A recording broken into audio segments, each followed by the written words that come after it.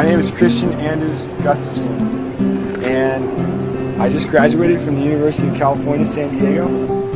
Well, as I said, I've grown up in the water. I've taken trips from Denali to the Everglades. We'll be rowing, we'll be eating, and we'll be sleeping. And for me, that's just another day's work.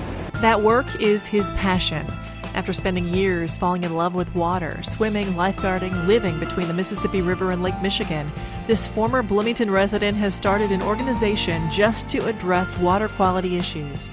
It's important to realize that we do have an impact, because you can't solve a problem unless you know something about it. The conclusion Kristian Gustavson drew that got him going was his belief that the Mississippi is the most polluted river in the United States.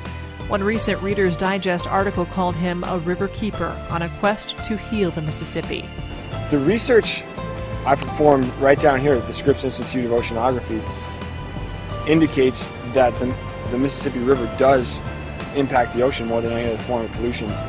I've done all this because I want to do it and because I'm passionate about it, because I realize that there's a lot that's going on with this river and it's in dire need of attention.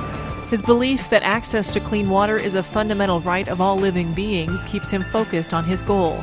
He wants to significantly reduce water waste and pollution by those living around the Great River as he works to keep the conversation going at the national level.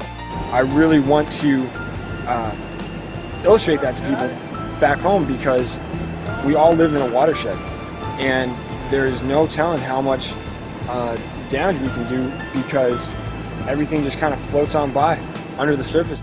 His plans to make cleaning the river his life's work were set into motion with a first-hand experience traveling the waterway a couple of years ago in a canoe, a trip he took twice, so he could see and feel firsthand what needs to be done. Recap of day 9 since we left from Memphis yesterday. I was inspired to do this trip by myself based on my uncle's travels. My Uncle Bob and my Uncle Greg went down the river in 1966. They took a canoe, left from Pekin, Illinois, and took it all the way down to New Orleans.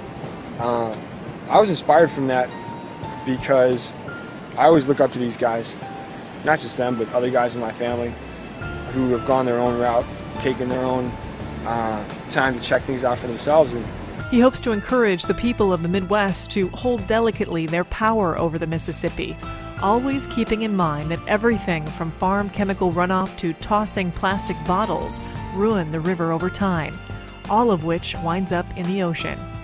He says despite seeming far away, it's vital to understand ocean pollution is actually in our control in a big way. But the more I looked into this trip, the more I realized that there's a lot of things that are actually wrong with this river, and I don't want to just go downstream with blinders on. His knowledge of chemistry is evident, mixed with his sensitivity and sentimental attachment to the water he learned to love as a child. Mix them together and he's become a force to be reckoned with on the national stage. The water. We showed Kristian Gustavson with the Scripps Institute of Oceanography our video that we captured just under. Kristian is working on his graduate degree now in marine biodiversity and conservation at the University of California, San Diego. His schedule is full when mixed with demanding work of cleaning the river and showing others how. It's all in an effort to teach anyone he can reach that every person can be a solution to water pollution. And he doesn't have to tell you he loves his mission. Just hearing him speak tells the story. I mean, people work in an office for 8 hours a day. This is my office.